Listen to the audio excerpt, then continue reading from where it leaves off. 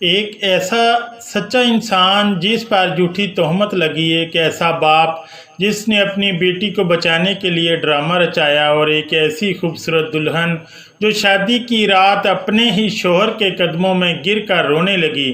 آخر اس امیر باپ نے اپنی اکلوتی بیٹی کی شادی ایک غریب ڈرائیور سے کیوں کروائی؟ اس کے پیچھے چھپا وہ خوفناک سچ کیا تھا؟ آئیے سنتے ہیں ایک ایسی کہانی جو آپ کے رونگٹے کھڑے کر دے گی اور آپ کو آخر تک باندھے رکھے گی۔ میرا نام شاہد ہے اور میں گجرات کے ایک گاؤں کا رہائشی ہوں۔ نوکری کی غرض سے میں لاہور آ گیا تھا اور کوئی ہنر نہ ہونے کی وجہ سے سڑکوں پر مارا مارا پھر رہا تھا۔ میرے ایک دوست نے مجھ پر رحم کھایا اور مجھے گاڑی چلانا سکھا دی۔ اسی دوست کی بدولت مجھے ایک بنگلے میں ڈرائیور کی نوکری مل گئی۔ گھر میں صرف مالک، مالکن اور ان کی بیٹی تھی۔ جب میرے دوست نے میری ذمہ داری لی تو مالک نے مجھے اپنی بیٹی کی گاڑی پر ڈرائیور رکھ لیا۔ مالک کی بیٹی ایک بڑے کالج میں پڑھتی تھی اور میں اس کی گاڑی چلایا کرتا تھا۔ روز صبح اسے کالج چھوڑتا اور واپسی میں کالج سے لے کر بنگلے میں پہنچاتا۔ اکثر وہ شام میں اپنے دوستوں کی طرف نکل جاتی تو میں ہی اسے لانے لے جانے کا کام کرتا۔ ایک گاؤں والا ہونے کی وجہ سے میں عزت کے معاملے میں بہت ہی زیادہ سخت تھا۔ میں نے کبھی نظر اٹھا کر مالک کی بیٹی کی طرف نہیں دیکھا تھا۔ مالک کی بیٹی کا نام زارا تھا اور وہ ایک خوبصورت لڑکی تھی، لیکن میں ہمیشہ ہی نظر جھکا کر اس سے بات کرتا۔ میرے لیے تو میرے مالک اور مالکن قابل احترام لوگ تھے جنہوں نے مجھے کام دے کر میری مشکل آسان کر دی تھی۔ میں مالکن اور مالک سے بہت زیادہ عقیدت رکھتا تھا کیونکہ وہ دونوں ہی بہت نیک تھے۔ زارا راستے میں مجھ سے باتیں کرتی اور بہت ساری باتیں مجھے بتاتی، لیکن میں سوائے سر ہلانے کے اور کوئی جواب نہ دیتا۔ وہ بلا وجہ کی ذہین تھی اور ہر کلاس میں اول آتی تھی۔ زارا بی بی منہ میں سونے کا نوالہ لے کر پیدا ہوئی تھی۔ مالک ان کی ہر بات فوراً ہی پوری کر دیتے۔ جب زارا بی بی نے نئی گاڑی کی فرمائش کی تو مالک نے فوراً ہی انہیں نئی گاڑی خرید کر دے دی۔ زارا بی بی مجھ سے کہنے لگی، دیکھو میں نے تمہارے لیے نئی گاڑی لے لی ہے۔ ان کی بات سن کر میں مسکرا دیا۔ وہ اکثر ہی باتوں باتوں میں مجھے چھیڑتی تھی اور میرے ساتھ فری ہونے کی کوشش کرتی، لیکن میں کبھی اپنی حد سے تجاوز نہ کرتا۔ زارا بی بی جب بھی خریداری پر جاتی تو وہ میرے لیے بھی کچھ نہ کچھ ضرور لے کر آتی۔ زارا بی بی کی کم عمری میں ہی منگنی ہو گئی تھی اور وہ شادی کے بعد اپنی خالہ کے گھر جانے والی تھی۔ زارا گاڑی میں اکثر ہی فون پر اپنے دوستوں سے باتیں کر رہی ہوتی تھی، جس میں ان کے منگیتر کا بھی کہیں نہ کہیں نام آتا، لیکن میں کبھی ان کی بات سننے کی کوشش نہیں کرتا اور اپنا دھیان ادھر ادھر لگائے رکھتا۔ سردیوں کے دن تھے کہ جب مالک اور مالکن کو اچانک ہی امریکہ جانا پڑا، کیونکہ مالک کے بڑے بھائی جو امریکہ میں سکون پذیر تھے، ان کی حالت بہت ہی نازک تھی اور وہ اپنے آخری وقت میں اپنے بھائی کو اپنے پاس دیکھنا چاہتے تھے۔ زارا بی بی کے امتحانات سر پر ہونے کی وجہ سے مجبوراً وہ دونوں اپنی اکلوتی بیٹی کو گھر پر ہی چھوڑ گئے۔ مالک نے جاتے جاتے مجھے یہ ذمہ داری سونپ دی تھی کہ میں زارا بی بی کو کالج لانے لے جانے کا کام پوری ذمہ داری کے ساتھ کروں اور ان کا خیال رکھوں، کیونکہ مجھے مالک کے ساتھ کام کرتے ہوئے 2 سال ہونے والے تھے۔ اسی لیے وہ لوگ مجھ پر بہت ہی زیادہ بھروسہ کرنے لگے تھے۔ مالک کو اچھے سے علم تھا کہ میں نے کبھی بھی ان کی بیٹی کی طرف نظر بھر کے نہیں دیکھا۔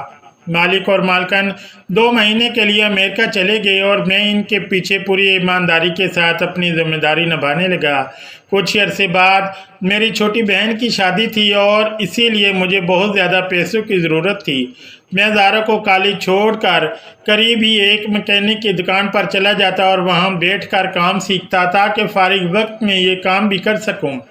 مالک کے پاس سے رات 8 بجے میری چھٹی ہو جایا کرتی تھی اور میں چاہتا تھا کہ اس کے بعد میکینک کی دکان پر بیٹھ کر کام کروں تاکہ جلد سے جلد میرے پاس اتنے پیسے جمع ہو جائیں کہ میں اپنی بہن کی شادی کے لیے گاؤں بھجوا سکوں۔ जितना عرصہ मालिक मौजूद नहीं थे मुझे काम से जल्दी फरागत मिल जाया करती थी, क्योंकि ज़ारा बीबी ज़्यादातर घर में ही रहा करती थी। देखते ही देखते 1 महीने का अरसा मुकर्रर वक्त के मुताबिक गुजर गया और मालिक के बड़े भाई अपनी ज़िंदगी की बाजी हार गए। इसी रात मेरे पास ज़ारा का फ़ोन आया कि इनकी तबीयत कुछ ठीक नहीं है और मैं इनके पास आ जाऊं, शायद इन्हें डॉक्टर के पास जाना पड़े। बीबी जी की बात सुनकर मैं परेशान हो गया। रात के इस पहर मेरा बंगले के अंदर जाना कुछ मुनासिब नहीं था, लेकिन बीमारी की हालत में मैं ज़ारा जी को अकेला नहीं छोड़ सकता था, जबकि वो अपने ताया की मौत के गम में भी थी। पूरी रात मैं इनके साथ ही रहा और इनका ख्याल रखता रहा। वो शरीर बुखार में तप रही थी और सारी रात गनूदगी में रहीं। मैं सुबह तक इनकी हालत कुछ बेहतर होने का इंतज़ार करता रहा और फिर वापस अपने क्वार्टर में चला आया। वक्त तेज़ी से गुजरता रहा और इस दिन के बाद से ज़ारा बीबी की तबीयत कुछ ठीक नहीं रहने लगी। वो बहुत ही ज़्यादा खोई खोई सी रहने लगी। मुझे लगा शायद वो अपने माँ बाप की जुदाई में परेशान है, लेकिन मुझे क्या पता था कि दरअसल हकीकत क्या है। मालिक ने मज़ीद 1 महीना अपने भाई के बच्चों के पास गुजारा और पूरे 2 महीने बाद जब वो दोनों घर वापस आए तो मैं इन्हें देखकर बहुत खुश हुआ। लेकिन इसी वक्त मेरे कदमों तले ज़मीन निकल गई जब मालिक ने पास पड़ा डंडा उठाकर मुझे पीटना शुरू कर दिया। मुझे समझ नहीं आ रहा था कि मुझसे ऐसी कौन सी गलती हो गई है जो मालिक इस कदर गुस्सा है कि मेरी बात भी सुनने को तैयार नहीं। और जब मुझे पूरी बात पता चली तो ऐसा लगा जैसे किसी ने मेरे कदमों तले से ज़मीन खींच ली हो, क्योंकि ज़ारा बीबी ने मुझ पर इल्ज़ाम लगाया था। वो कह रही थी कि ये बात डर के मारे उन्होंने अपने माँ बाप को फ़ोन पर नहीं बताई कि कहीं मैं इन्हें कोई नुकसान न पहुँचा दूँ। मैंने हैरत से ज़ारा बीबी को देखा जो कमाल ढटाई से झूठ पर झूठ बोल रही थी।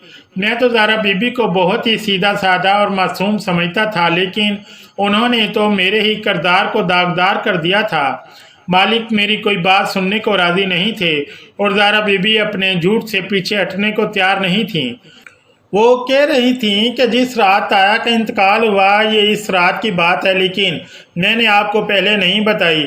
मालिक ने पुलिस को बुलाकर मुझे जेल डलवाने का फैसला किया था, लेकिन ज़ारा बीबी ने इन्हें रोक दिया।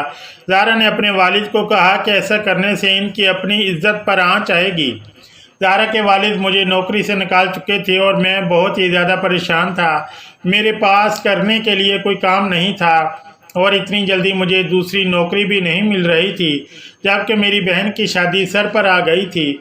मैं मालिक के दिए हुए सर्वेंट क्वार्टर में रहता था और अब मेरे पास रहने के लिए भी कोई जगह नहीं थी। इसीलिए मैं मजबूर होकर दोबारा मालिक के दर पर गया और इन्हें अपनी बेगुनाही का यकीन दिलाना चाहा।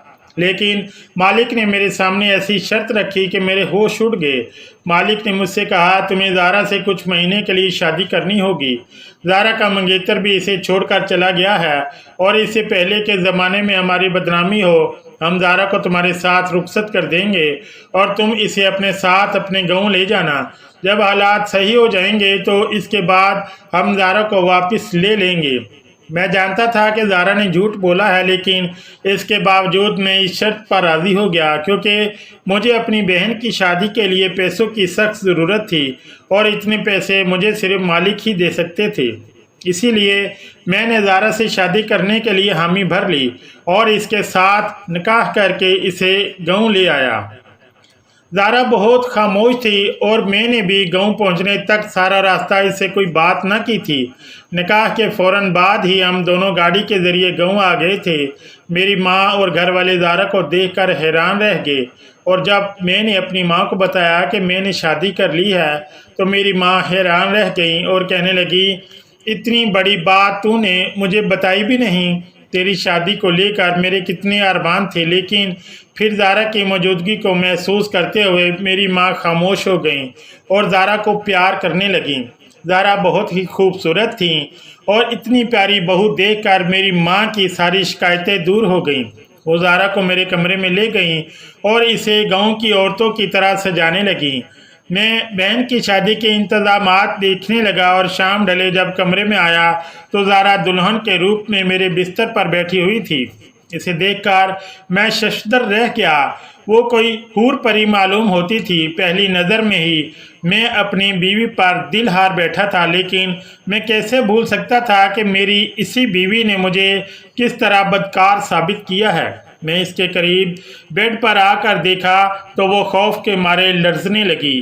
وہ اچھے سے جانتی تھی کہ اس نے مجھ سے کس طرح شادی کی ہے۔ اس سے پہلے کہ میں اس سے کچھ کہتا وہ خود ہی رونے لگی اور میرے قدموں میں بیٹھ گئی۔ اس کے آنسو میرے دل پر گر رہے تھے کیونکہ میں نے اسے ہمیشہ ہی بہت مخلص اور اچھا پایا تھا۔ زارا روتے ہوئے مجھ سے کہنے لگی کہ اس نے جو الزام مجھ پر لگایا ہے اس کے لیے وہ شرمندہ ہے اور اسے اپنی غلطی کا پوری طرح احساس ہے، لیکن یہ سب کچھ اس نے مجھے بدنام کرنے کے لیے نہیں کیا بلکہ بہت ہی مجبوری میں کیا ہے۔ میں نے قہر برساتی نگاہوں سے زارا کو دیکھا اور اسے صاف لفظوں میں کہہ دیا، تم نے کتنی ہی مجبوری میں یہ سب کیوں نہ کیا ہو، لیکن تمہارے اس عمل سے میری عزت 2 کوڑی کی بھی نہ رہی۔ تم اپنے گناہ کو میرے سر تھوپ کر سرخرو ہو گئیں اور میں بے گناہ ہوتے ہوئے بھی اپنے مالک کی نظروں میں گر گیا۔ میں چاہ کر بھی تمہیں کبھی معاف نہیں کر پاؤں گا، لیکن میں اتنا کم ظرف نہیں ہوں کہ اپنے نکاح میں آئی ہوئی عورت کے ساتھ کوئی زیادتی کروں۔ اسی لیے تم اس کمرے میں آسانی سے رہ سکتی ہو، تمہیں کسی چیز کی کوئی تکلیف نہیں ہوگی، اور جب تم اپنے گناہ کو اس دنیا میں لے آؤ تو یہاں سے جانے پر بھی آزاد ہوگی۔ میں خود تمہیں تمہارے گھر چھوڑ آؤں گا۔ میں زارا کو اپنے قدموں سے اٹھا کر بیڈ پر بٹھاتے ہوئے کمرے سے باہر نکلنے لگا، تبھی زارا کے لفظوں نے میرے قدموں کو زنجیر کر دیا۔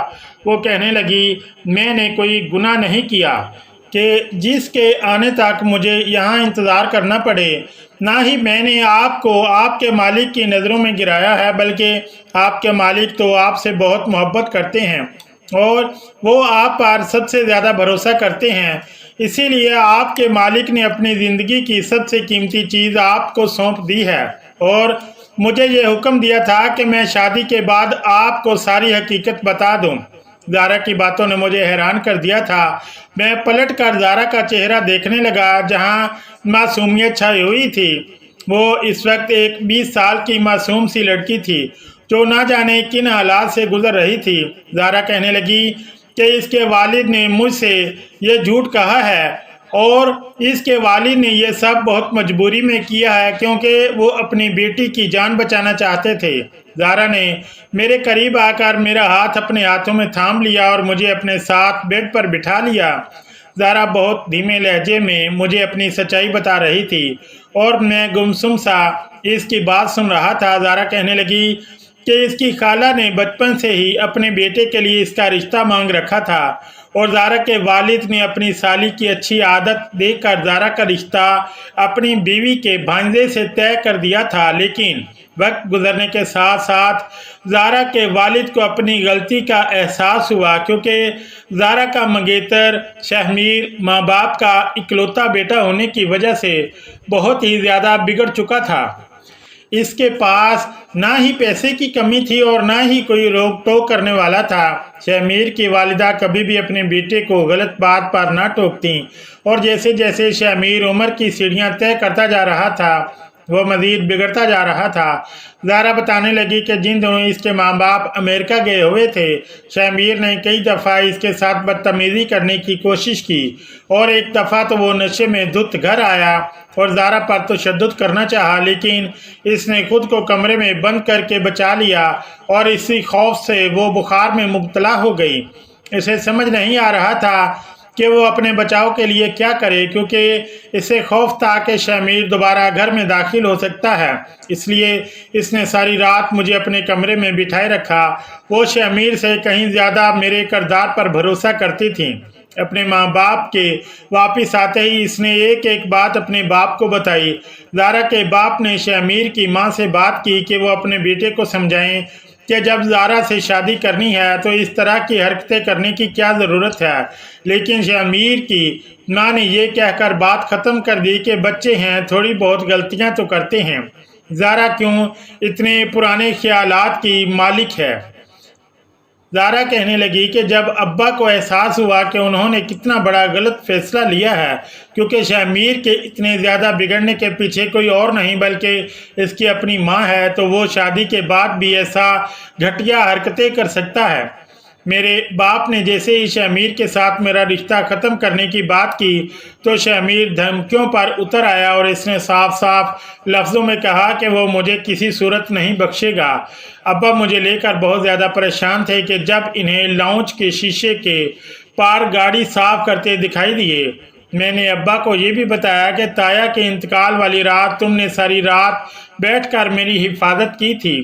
ابا کو اندازہ ہو گیا تھا کہ تم ایک پختہ کردار کے مالک ہو، اس لیے ابا نے یہ فیصلہ کیا کہ وہ تم سے میری شادی کروا دیں گے اور شامیر سے فوری طور پر چھٹکارا حاصل کر لیں گے۔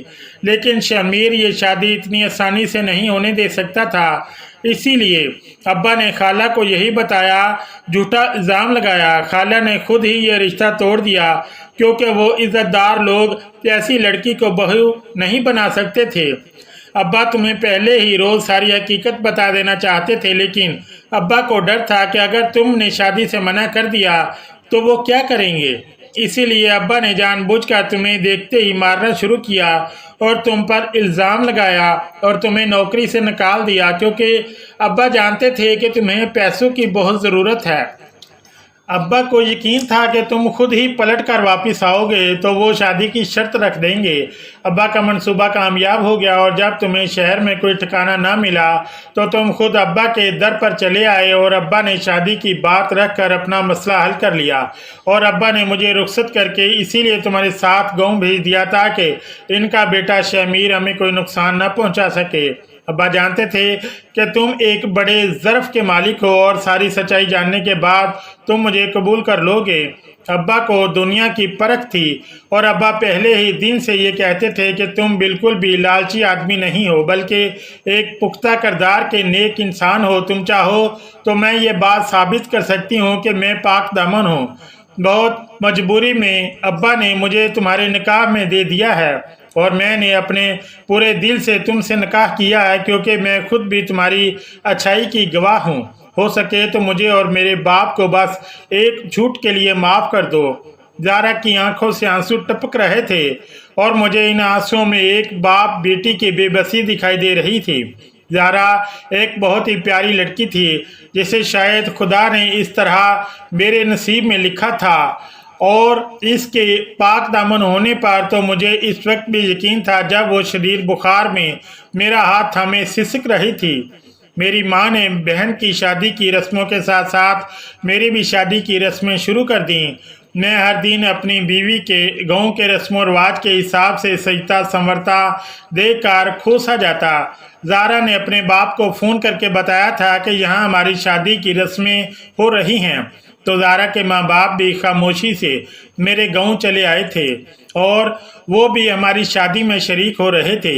میرے مالک نے آتے ہی ہاتھ جوڑ کر مجھ سے اپنے کیے کی معافی مانگی تھی، لیکن میں تو انہیں پہلے ہی معاف کر چکا تھا۔ میں خود ایک بہن کا بھائی تھا اور مجھے اچھی طرح اندازہ تھا کہ کوئی بھی باپ یا بھائی اپنی بیٹی کی شادی کسی بھی ایسے شخص سے نہیں کر سکتا جو بد کردار ہو۔ یا بہن کی رخصتی کے بعد زارا کے والدین اسے واپس شہر لے جانے لگے تو زارا نے روتے ہوئے اپنے ابا کا ہاتھ چھوڑ دیا اور آ کر میری ماں کے گلے لگ گئی۔ اس نے سسکتے ہوئے کہا، ابا میرا شہر اب یہی گاؤں ہے اور میری دنیا اب شاید کے ساتھ ہے۔ زارا کا یہ فیصلہ سن کر میرے مالک کی آنکھوں میں خوشی کے آنسو آ گئے۔ انہوں نے میرا ہاتھ چوما اور کہا، شاہد میں نے اپنی بیٹی تمہارے حوالے کر دی، دنیا کا سب سے بہترین فیصلہ کیا تھا۔ میں نے زارا کا ہاتھ تھاما اور ہم دونوں نے مسکرا کر اپنی نئی اور سچی زندگی کا آغاز کر دیا، جہاں اب کوئی جھوٹ نہیں تھا، صرف محبت اور بھروسہ تھا۔ دوستو، اس کہانی سے ہمیں یہ سبق ملتا ہے کہ انسان کی سب سے بڑی دولت اس کا اچھا کردار ہوتی ہے۔ जो बुरे वक्त में भी इसकी ढाल बन जाती है। और दूसरी बात ये कि बच्चों की किस्मत के फैसले इनके बचपन में नहीं करने चाहिए, क्योंकि बड़े होकर वो कौन सा रास्ता इख्तियार करेंगे ये सिर्फ वक्त ही बताता है। अगर आपको ये सच्ची और सबक आमोज कहानी पसंद आई हो तो वीडियो को लाइक और चैनल को ज़रूर सब्सक्राइब करें। शुक्रिया। अल्लाह हाफ़िज़।